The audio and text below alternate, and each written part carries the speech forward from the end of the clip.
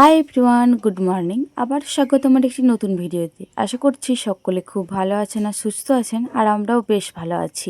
আজ হলো শুক্রবার, এখন ঘড়ির কাঁটায় সকাল ওই 6:10 মতো বাজবে। এখন থেকে আজকের ব্লগটি আমি শুরু করছি। আশা করছি আজকের ব্লগটি আপনাদের ভালো লেগে থাকবে। সকাল সকাল উঠে পড়ে সব কিছু কাজ বাগিয়ে নিয়েছি। উঠে আমি ঘর পাকাতে আরম্ভ করে দিয়েছি। কালকে আমার সোনামাটা রয়েছে জন্মদিন, তো সেই কারণে ভাবলাম ঘরটা একটু না বাগালে হয় কি, আর ঘরটা প্রচুর পরিমাণে ধুলোও জমেছিল।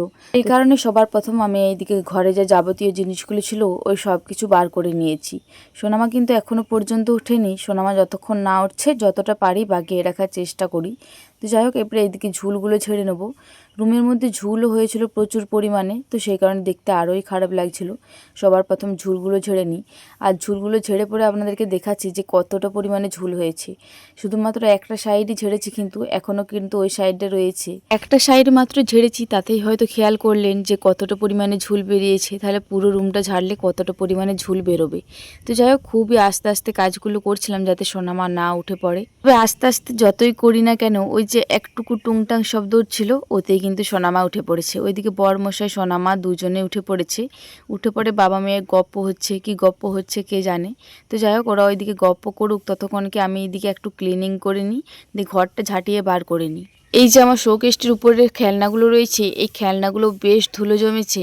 খেলনাটির উপরে যে পেপারটা রয়েছে ওই পেপারটাও বেশ অনেকটা পরিমাণে নোংরা হয়েছে।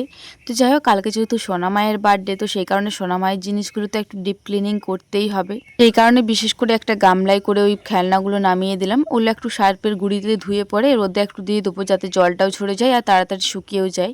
তো যাই হোক, পেপারটাও বাইরে বার করে দিচ্ছি, ধুলোটা ভালো করে পরিষ্কার করে নেব। এরপরে এইদিকে পুরো রুমটা ঝাড় দিয়ে ভালো করে বার করে নেব। খাটের তল আরে সব কিছু তো ভালো করে ঝেড়ে নিয়েছি। খাটের তল থেকে যা পরিমাণে ধুলো বেরিয়েছে। কাল তো দিদি ভাইয়ারে গিয়েছিল জামাই ষষ্ঠী করার জন্য, আজকে কিন্তু এখনো পর্যন্ত এসে পৌঁছায়নি। আর আজকে সকাল থেকে ওয়েদারটা বেশ ঠান্ডা রয়েছে। এত সকাল সকাল বাচ্চা নিয়ে বেরোনোটাও সম্ভব নয়। আমার সোনামাটা তো ঘুম থেকে উঠলে ও তো মোটেও এক জায়গায় থাকবে না, একবার এইদিকে ছুটবে একবার ওইদিকে ছুটবে। যাই হোক, ওকে খাবার খাওয়াতে দেরি হচ্ছে। এই যে আমার পুরো রুম একদম ঝেঁটানো কমপ্লিট হয়ে গিয়েছে, আর রুমটা থেকে কি পরিমাণে ধুলো বালি বেরোলো আপনারা হয়তো খেয়াল করছেন। এই ঝাঁটাটাতেই ময়লাটা কুড়িয়ে পরে বাইরে ফেলিয়ে দিয়ে চলে আসি। তারপরে সবার প্রথম সোনামাকে খাবার খাওয়াবো, তারপরে না হয় অন্য যে হাত দেওয়া যাবে। এখন ঘড়ির কাটাই মিনিমাম ওই 8:30 মতো বাজবে। এই মুহূর্তে কিন্তু আমার ভাত হয়ে গিয়েছে। তো ভাতটা নামিয়ে দিয়ে পরে এই ছাদেতে গেলাম। এই যে সব কাচাকুচি করার পরে কিন্তু আমি ভাতটা নামিয়েছি। তারপরে ভাতটা নামিয়ে ছাদেতে মিলতে এলাম, কারণ মিলতে যেমন হোক একটু টাইম লাগবে। ওই যে কালকে যে বেডশিটটা এসেছিলো ওই বেডশিটটা একটু কাচাকুচি করে নিয়েছি। আমার নতুন জিনিস ডাইরেক্ট কোনো কিছু পাততে ইচ্ছা করে না, বিশেষ করে সোনামাকে দেবো সেই কারণে। বেড কভারটা নতুনই পেতে দিতাম, তবে এই বেড কভারটার মধ্যে একটা আলাদা ঘ্রাণ উঠছিল, প্রচুর পরিমাণে একটা বিরক্তিকর। তো সেই কারণে বিশেষ করে বেড কভারটা কেচে দিয়েছি একটু সার্পের গুঁড়ি দিয়ে, তাহলে ওই ঘ্রাণটা চলে যাবে। আজকে কিন্তু খুব একটা বেশ ভালো রোদ্দুর দেয়নি, তবে বাঁশটিতে মিলে দিলাম, তাহলে বাতাসেই শুকিয়ে যাবে। আর এদিকে ওই যে সোনামায়ের খেলনাপাতিগুলো ভালো করে সার্পের গুঁড়ি দিয়ে ধুয়ে নিয়েছি, এগুলো একে একে মেলে দিচ্ছি। এগুলো ওই বাতাস দিচ্ছে, বাতাসেই শুকিয়ে যাবে। এখন নিয়ে যাব না, বেশ অনেকক্ষণ পর নিয়ে যাব, তাহলে শুকিয়ে যাবে। এদিকে তো বললাম যে ভাতটা নামিয়েছি, তো ভাতটা নামিয়েছি ওইদিকে ততক্ষণকে থাক, আর উন্নয়ন সালকে যাব না। সবার প্রথমে এই ঘরটা পরিষ্কার করে মুছে নিই, তাহলে ঘরটা শুকিয়ে গেলে ওই জিনিসপত্রগুলো ঢুকিয়ে দিতে পাবো, আর সোনামাকে ঘুম পাড়াতেও পাবো। এর আগের দিনকে দুটো দিদিভাই কমেন্ট করেছিলেন যে বিকালের দিকে ঘর মুছো না, সেই কারণে এগে সকালের দিকে মুছছি। আর খাট আলমারিগুলো সত্যিই দিদিভাই জল পেয়ে যায়, তো সেই কারণে আজকে একটা কাপড় নিয়েছি মোছার জন্য, যাতে খাট আলমারিগুলোতে জল না পায়। তবে এই কাপড়ে করে ঘরটা পরিষ্কার করতে বেশ অনেকক্ষণ টাইম লেগে গিয়েছিল। যাই হোক, ওইদিকে ঘরটা পরিষ্কার করে এইদিকে রান্না সারাতে চলে এসেছি। আজকে তরকারির মধ্যে হবে মাছ ঝাল দেওয়া, পটলে আলুতে সয়াবিনের একটা তরকারি।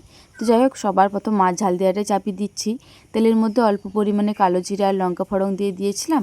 ওইটা দিয়ে দেওয়ার পরে পাটনাতে লঙ্কাতে পেস্ট করেই রেখেছিলাম, ওই পেস্টটা দিয়ে দিলাম। পেস্টটা দেওয়ার একটু নাড়াচাড়া করার পরে পরিমাণ মতো হলুদ দিয়ে পরে জল দিয়ে দিয়েছি পরিমাণ মতো। এই ঝোলটা ফুটে এলে পরেই কিন্তু আমি মাছগুলো দিয়ে দেবো। মাছটা দেওয়ার পর মিনিমাম ওই 2 থেকে 3 মিনিট মতো ফুটিয়ে নেব, তাহলে কিন্তু আমাদের ঝাল দেওয়া পুরোপুরি রেডি হয়ে যাবে। এই ঝাল দেওয়াটা নামিয়ে পরেই আমি এইদিকে চাপিয়ে নিয়েছি পটলের সয়াবিনের তরকারিটা এটার জন্য পটল ভাজা। তো পটলটা হালকা ভাজা হয়ে যাক, তারপরে আমি এইটার সাথেই সয়াবিনটা দিয়ে দেবো, কারণ এক্সট্রা করে আজকে আর ভাজার টাইম নেই। অন্য দিনও কিন্তু আমি একই রকম করে থাকি, যে আলাদা করে ভাজি তা কিন্তু নয়। আর আজকে তো আরোই বেশি তাড়াহুড়োর মধ্যে রয়েছে। আজকে ওই যে ঘর ক্লিনিংয়ের ব্যাপারটা রয়েছে, একদিকে ঘর ক্লিনিং করতে হচ্ছে, আবার একদিকে রান্না করতে হচ্ছে। দিদিভাই থাকলে কিন্তু আমার এই টেনশনটা হয় না। দিদিভাই থাকলে রান্নাটা ঠিক কমপ্লিট করে নেয়, আমাকে এইদিকে আসতেই হয় না। এখন ঘড়ির কাটায় ওই 10টা মতো বাজবে, এই মুহূর্তে রান্নার সামনেতে এলাম। ওই ভাজাভুজিগুলো নামিয়ে রেখে গিয়েছিলাম সোনামাকে ঘুম পাড়ানোর জন্য। ওকে ঘুম পাড়ানো তো এখন যুদ্ধের ব্যাপার হয়ে গিয়েছে এই টাইমটায়। কেউ ঘুমাতে চায় না, কোনো রকমের জোর জবরদস্তি ঘুম পাড়াতে হয়। তো যাই হোক, এইদিকে এসে পড়ে আমি সবার প্রথম তরকারিটা চাপিয়ে দিয়েছি। মশলাটা কষিয়ে পরে যে সবজিগুলো ভেজে রেখেছিলাম, ওই সবজি আর সয়াবিনটা দিয়ে তারপরে আলুটা দিয়ে পরে পরিমাণ মতো নুন দিয়ে পরে ভালো করে কষিয়ে নিয়েছিলাম। কষানোর পরে পরিমাণ মতো জল দিয়ে দিয়েছি। এরপরে তরকারিটা ফুটলেই তরকারিটা নামিয়ে দেবো।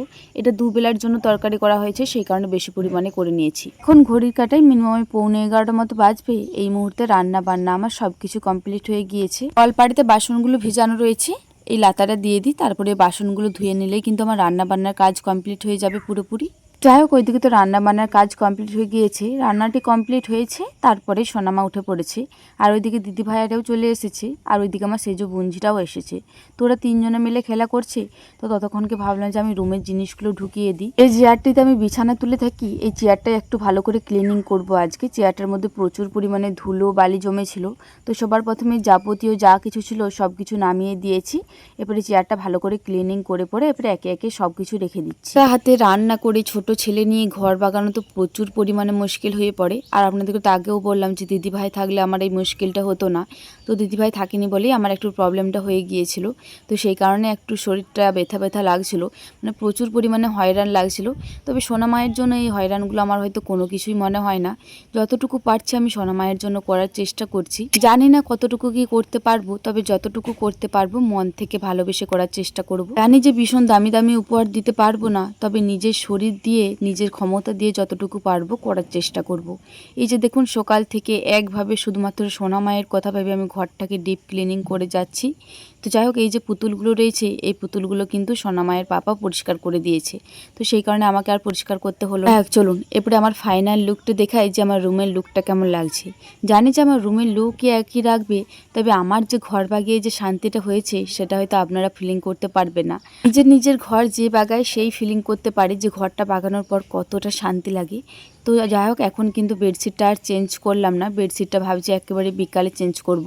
আজকে রয়েছে আমাদের মামার বাড়িতে নিমন্ত্রণ, তো সেই কারণে আমি একেবারে স্নান হয়ে রেডিও হয়ে নিয়েছি। এখন ঘড়ির কাটায় 12:10-15 মতো বাজবে। ওইদিকে গিয়েছে বরমশাই স্নান করতে, বরমশাই এলেই আমরা বেরিয়ে পড়ব। ওইদিকে কিন্তু সোনামা অলরেডি চলে গিয়েছে, কারণ বরমশাই না এলে তো আমি যেতে পারছি না, সোনামায়ের খিদেও পেতে পারে। তো সেই কারণে সেজদি ভাইকে বললাম যে তুই নিয়ে যেয়ে পরে খেতে বসিয়ে দে। এখন ঘড়ি কাটা ওই 1:10-15 মতো বাজে। এই কিছুক্ষণ আগেই আমরা মামার বাড়িতে এলাম, এসি জল মিষ্টি সব কিছু খেলাম, তারপরেই আমি দুজনকে খেতে বসিয়ে দিয়েছি। এসে পরেই সোনামা একটা মিষ্টি খেয়েছিল, তো সেই কারণে সেজদি ভাই আর ভাত দেয়নি। তো সেজদি ভাই বললো যে সোনামা তো কারো হাতে খাবে না, তোর হাতে ছাড়া। তো সেই কারণে আর ভাত দিইনি, ভাবলাম যে তুই আয় তারপরেই দেবো। সোনামা তো আমার মাংস খেতে পছন্দ করে, তবে মুরগির মাংসটা একটু বেশি পরিমাণেই পছন্দ করে। আজকে তো মাসি আরে করেছিল ছাগল মাংস, তো ছাগল মাংসটা খুব একটা বেশ ভালো মতো খায়নি। তো সেই কারণে ওকে আর দিইনি, ও শুধুমাত্র ভাত আর কটা মতো ভাজাভুজি খেয়েছিল। ওদেরকে খাওয়ানোর পরে এইদিকে আমাকেও দিয়ে দিয়েছে মাসিমণি খেতে। তো আজকে তরকারি বেশ অনেকগুলো রয়েছে, বলতে পারেন মানে একটা জামাই ষষ্ঠী করা হচ্ছে। এদিকে তরকারির মধ্যে রয়েছে ভাত, শাক ভাজা, পটল ভাজা, কুঁদরি ভাজা, কাল্লা ভাজা, বেগুন ভাজা। ভাজাভুজিগুলো দেওয়ার আগেই এইদিকে মিষ্টি, দই, আম পাকার মাংসটাই সবার প্রথম দিয়ে চলে গিয়েছে। তো যাই হোক, এই সবে মাত্র মা আলু পোস্তটাও দিয়ে গেল। তো যাই হোক, চলুন এরপরে দুপুর খাবারটা খাওয়া যাক। আর সত্যি বলছি, প্রত্যেকটা মানে তরকারি একদম দুর্দান্ত খেতে হয়েছিল। মা মাসির হাতের খাওয়া আবার বলতে আছে। ভাজাভুজি দিয়েই বেশিরভাগ ভাতগুলো পেরিয়ে গিয়েছিল। তো যাই হোক, শেষকালে অবশিষ্ট ভাত দুটি মতো রেখেছি, এটা ঝোল দিয়েই খাবো বলে। এই পাতলা পাতলা মাংসের ঝোল দিয়ে ভাতগুলো খেতে কী যে ভালো লাগে, আমার তো বেশ ভালো লাগে। আর এই মিনিকেট চালের ভাত হলে তো কোনো কথাই নেই। ওকে, এইদিকে ভাত আর সব কিছু খেয়ে নিয়েছি, এরপরে খাবো মাংসগুলো। মা মাসি সকলেই জানে যে আমার চর্বি পছন্দ, তো সেই কারণে বেছে বেছে কিন্তু একটা চর্বি ঠিকই দিয়ে দিয়েছে। খাবারটা খেয়েই কিন্তু আমরা বাড়ি ফিরে যাব। এখন ঘড়ির কাঁটায় বিকাল ওই 5:30 মতো বাজবে। এই মুহূর্তে আমরা যাচ্ছি সোনামুখী। সেজদি ভাইদের গাড়িটা ছিল, তো জামাইবাবু বললো যে আজকে আর ডিউটি যাবে না, তো ভাবলাম যে চলো সকল মিলে একবার ঘুরে আসি। শুধুমাত্র ঘুরতে যাচ্ছি না, আমরা একটা বিশেষ কারণেও যাচ্ছি। ওইদিকে সেজদি ভাই, সেজু জামাইবাবু, সেজু বুনছি, আমি, বরমশাই, সোনামা আর একটা দাদা ভাই, সকলে মিলেই যাচ্ছি আমরা। তবে আমার গাড়িতে যেতে খুব একটা বেশ ভালো লাগে না, তবে এই যে ঠাই সোনামুখী যাচ্ছি সেই কারণে যাচ্ছি। তাছাড়া কিন্তু আমার গাড়িতে যেতে মোটেও ভালো লাগে না, আমার একটু বমি বমি ভাব আসে, মাঝে মধ্যে তো বমিও হয়ে যায়। কালকে যেহেতু রয়েছে সোনা মায়ের জন্মদিন, তো সেই কারণে বিশেষ করে ওর বার্থডেরই কিছু কেনাকাটা করতে যাচ্ছি, এই কেক আর ওই সকল কিছুই। আমাদের যেহেতু ফ্রিজ রয়েছে, তো সেই কারণে ফ্রিজে রেখে দেওয়া যাবে, সেই কারণে আগের দিন থেকে কিনতে যাচ্ছি। তাছাড়া কালকে সকালে আবারও এক্সট্রা করে যেতে হবে, আর কালকে সকাল থেকে তো আমি মোটেও টাইম পাবো না, গেলে বরমশাইকে যেতে হবে। গাড়িতে চেপে তো আমি খুব একটা বেশ কমফোর্টেবল ফিল করছিলাম না, তবে এইদিকে সোনামা কিন্তু বেশ খুশি হয়েছিল। ও গাড়িতে চেপে দেখতে দেখতে অনেক কিছু যাচ্ছিল ওর মিমির সাথে আর ওর দিদি ভাইয়ের সাথে। মাঝে মধ্যে না অনেক কিছু চাপের মধ্যে থেকে পড়ে মনে হয় যে ভিডিও করা বন্ধ করে দিই, তবে আপনাদের সুন্দর সুন্দর কমেন্টের জন্য আর ভিডিও করা বন্ধ করতে পারি না। যখনই ভিডিও করব ভাবি, তখনই একটা দুটো এত সুন্দর কমেন্ট পড়েই ভাবলাম যে না, এই ভালোবাসাগুলো তো আর কোথাও পাবো না। বিশেষ করে সোনামায়ের এই ছোটোর থেকে বড় হয়ে যাওয়ার যে ছোট ছোট স্মৃতিগুলো রয়েছে, এই স্মৃতিগুলো সারা জীবন স্মৃতিবদ্ধ হয়ে থাকবে। সোনামা যখন বড় হবে, সোনামাকে দেখাতে পারবো যে দেখো তোমার জন্মদিনের আগের দিনে কি করেছিলাম, তোমার জন্মদিনের দিনে কি করেছিলাম, তোমাকে কতটা স্পেশাল ফিল করাতে পেরেছিলাম। এই সব কিছু সোনামা বড় হলে কিন্তু ওকে দেখাতে পারবো। যাই হোক, এই সবে মাত্র আমরা গ্রামের রাস্তা থেকে বেরোলাম, এখনো বেশ অনেকটা রাস্তা রয়েছে। আপনারা তো সকলেই জানেন যে আমাদের গ্রামের রাস্তা থেকে সোনামুখী আসতে একটু বেশিই টাইম লাগে, তবে গাড়িতে এলাম খুব একটা বেশি কিন্তু অসুবিধা হয়নি, আর খুব একটা টাইমও লাগেনি। এই যে আমরা সোনামুখীতে পৌঁছে গিয়েছি, আর সবার প্রথম যাব আমরা কিন্তু সোনামায়ের কেক কিনতে, তো সেই কারণে কেকের দোকানকেই আমরা সবার প্রথম চলে গিয়েছি। আর এর আগের বার কি সোনা পাপার বার্থডের কেকটা যে দোকানে নিয়েছিলাম, সেই দোকানেই সোনামায়ের বার্থডের কেকটাও নেব। তো এসে এত সুন্দর কেকগুলো ছিল, সবাই কনফিউজ হয়ে গিয়েছিলাম যে কোন কেকটা নেব। তবে আমাদের ইচ্ছা ছিল যে পিঙ্কের ওপরে নেয়ার, তবে পিঙ্কের ওপরে যে কেকগুলো রয়েছে ওগুলো সব ভ্যানিলা ফ্লেভারের রয়েছে, তবে ভ্যানিলা ফ্লেভারের কেক আমাদের খুব একটা বেশ ভালো লাগে না, তো সেই কারণে ওই কেকটা নিলাম না। অনেকক্ষণ চিন্তা ভাবনা করার পর অবশেষে আমরা ওই চকলেট ফ্লেভারের কেকটাই কিন্তু নিয়ে নিলাম। এই যে কেকটা বার করছে দাদা ভাই, এই কেকটাই কিন্তু আমরা সোনামায়ের জন্য নিয়েছি। এটার মধ্যে সোনামায়ের নামের ডেকোরেশন করতে বললাম, ততক্ষণকে আমি এইদিকে সোনামায়ের জন্য একটা সুন্দর টুপিও নিয়ে নিয়েছি, কালকে বার্থডেতে পরাবো বলে। এই যে টুকিটাকে আরও অনেক কিছুই নিয়েছি, ওই সব কিছু নিয়ে এরপরে বাড়ির উদ্দেশ্যে রওনা দেবো। সরি বাড়ির উদ্দেশ্যে বলা ভুল হবে, এই কেকটা এখন গাড়িতে রেখে পরে আমরা যাব মোমো খেতে। আমরা এখানে যতজন রয়েছি শুধুমাত্র 2 জন বাদে কিন্তু আমরা সকলেই মোমো লাভার রয়েছি, তো সেই কারণে মোমো না খেয়ে তো আমরা বাড়ি যেতেই পারি না। বিশেষ করে আমি আর সেজদি ভাই প্রচুর পরিমাণে মোমো পছন্দ করি। আপনারা যারা আমার সোনামুখীর থেকে এই ব্লগটা দেখছেন বা সোনামুখীর আশেপাশে, তারা হয়তো চিনবেন, এই বিজে স্কুলের সামনেই একটা দাদাভাই মোমো স্টল নিয়ে বসে। এই দাদা ভাইটার কাছে মোমো খেতে দুর্দান্ত লাগে। আমি যখন থেকে জানি যে এই দাদা ভাইটা মোমো বানায়, তখন থেকেই কিন্তু এই দাদা ভাইটার কাছেই মোমো খাই। তবে দাদা ভাইটা যেদিনকে না বসে সেই দিনকে অন্য জায়গায় খেতে হয়। আমরা 3 প্লেট মোমো অর্ডার করেছিলাম, আমার আর সোনামায়ের পাপার জন্য ভেজ মোমো, আর দিদিভাই নিয়েছিল চিকেন মোমো। তো যাই হোক, এই যে এইদিকে গরম গরম মোমোও চলে এসেছে। আমাদেরকে কিন্তু খুব একটা বেশিক্ষণ ওয়েট করতে হয়নি, খুব তাড়াতাড়ি পেয়ে গিয়েছিলাম। আর মোমোগুলোর স্বাদটা একদম দুর্দান্ত ছিল। দোকানটায় প্রচুর পরিমাণে ভিড় ছিল, তো সেই কারণে স্যুপটা দিতে একটুকু দেরি করছিল, স্যুপটা কিছুক্ষণ পরেই দিয়েছিল। স্যুপটা খেতেও কিন্তু বেশ ভালো ছিল। তো যাই হোক, আমরা খাওয়া দাওয়া করে পরে এই মুহূর্তে বেরিয়ে পড়েছি বাড়ির উদ্দেশ্যে। এখন ঘড়ির কাঁটা ওই 7:30 মতো বেজে গিয়েছে, ঘর পৌঁছাতে মিনিমাম 8টা মতো বেজে যাবে। তবে সোনামায়ের পেটটা ভরা রয়েছে, এতে কিন্তু আমি একদম নিশ্চিন্ত। সোনামা টুকিটাকি বেশ অনেকগুলোই জিনিস খেয়েছে, আর টয়লেটও করে নিয়েছে, জলও খেয়েছে। তো ওই সব কিছু মিলিয়ে মিশিয়ে আমি একদম নিশ্চিন্ত রয়েছি যে এরপরে খাবার করব, সোনামাকে খাওয়াবো, তারপরে ঘুম পাড়িয়ে দেবো। যাই হোক, চলুন একেবারে যেয়ে পরে দেখা হচ্ছে বাড়ির মধ্যে।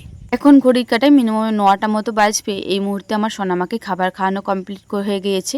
তো মাকে বললাম যে সোনামাকে একবার মতো ধরো, আমি শুধুমাত্র বেডশিটটা চেঞ্জ করিয়ে দিই।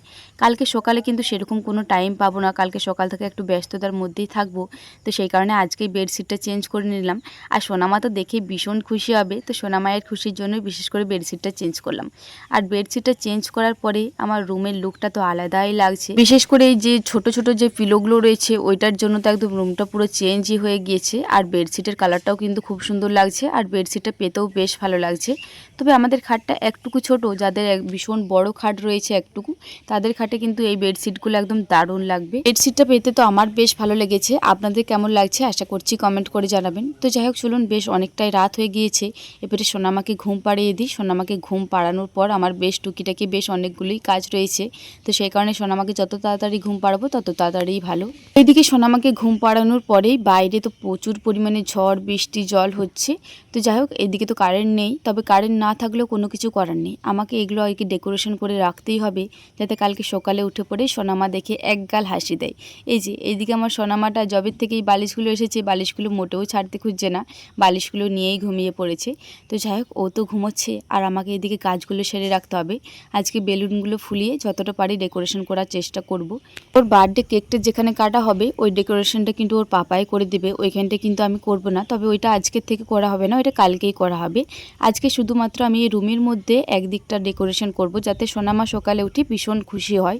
তো সেই কারণে বিশেষ করে করছি, তাছাড়া কিন্তু রুমের মধ্যে এই বেলুন সাজিয়ে ডেকোরেশন করার কোনো রকম ইচ্ছা ছিল না। আপনারা হয়তো এই সব কিছু দেখে পরে ভাববেন যে আমরা সোনামায়ের বার্থডের জন্য ভীষণ কিছু আয়োজন করছি, তবে মোটেও না, আমি শুধুমাত্র সোনামায়ের জন্য আয়োজন করছি, যাতে সোনামা বড় হয়ে এই সব কিছু দেখে বুঝতে পারে যে না, ওর মা বাবা ভীষণ ভালো গিফট দিতে না পারলেও ওর জন্য ভালোবেসে যতটুকু পেরেছে করার চেষ্টা করেছে। তো সেই কারণেই ওই টুকিটাকির মধ্যেই কালকে সোনামায়ের বার্থডে সেলিব্রেশন করব, ভীষণ কিন্তু কিছু করব না। যাই হোক, এইদিকে আমার 3টে মতো বেলুন ফুলানো হয়ে গিয়েছে, তো 3টে বেলুন একসাথে অ্যাটাচ করে নেব, তারপরে সুতোর মাধ্যমে অ্যাটাচ করে পরে আমি একে একে সাজিয়ে নেব। তো যাই হোক, 3টে করে বেলুন দেবো, খুব একটা বেশি বেলুন দেবো না, আমি কিন্তু 3টের থেকে বেশি বেলুন অ্যাটাচ করতে পারি না, ওইটা আমার পক্ষে সম্ভব হয় না। আর ওইদিকে বাদবাকি বেলুনগুলো কিন্তু সোনামায়ের পাপা ফুলিয়ে ফুলিয়ে দিচ্ছিল, আর এদিকে আমি ডেকোরেশন করে দিয়েছি। এই যে এইটা হচ্ছে আমাদের একদম ফুল লুক। কেমন লাগছে আমাদের ডেকোরেশনটা আশা করছি কমেন্ট করে জানাবেন। আপনাদেরকে তো বললাম যে আমি ছোটো মতো ডেকোরেশন করব, পুরো খাটটা কিন্তু করব না, শুধুমাত্র একটা সাইড, আর বিশেষ করে সোনামায়ের খুশির জন্যই এটা করব, আর অন্য কারণে নয় কিন্তু। যাই হোক, চলুন, বেশ অনেকটাই রাত হলো, 10:30 11টার মতো বেজে গিয়েছি। আজকের ভিডিওটা আমার এই পর্যন্তই, আবারও দেখা হবে পরবর্তী কোনো ভিডিওতে। ততক্ষণে সকলে খুব ভালো থাকবেন, সুস্থ থাকবেন। আজকের ভিডিওটি ভালো লেগে থাকলে একটি লাইক কমেন্ট শেয়ার সাবস্ক্রাইব করে আমার এই ছোট্ট চ্যানেলটির পাশে থাকবেন।